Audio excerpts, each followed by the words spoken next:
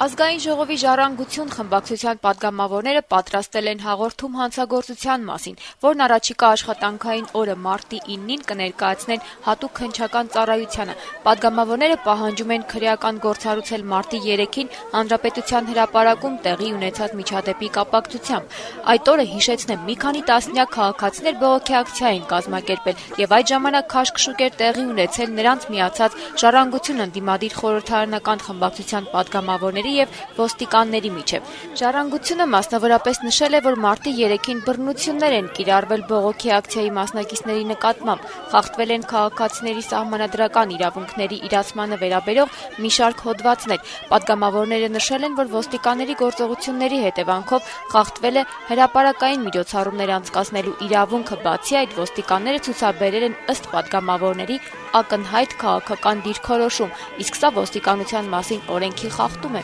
Իրավունք չունեք պատգամավոր լինեք, դա ձեզ է, չի կարելի, ամոթ է։ Ձեր ձայնը իջացրեք։ Գնացեք ձեր նիստերն անցկացրեք, ժեստ եք անում, պատմում եք, նիստին չեք մասնակցում։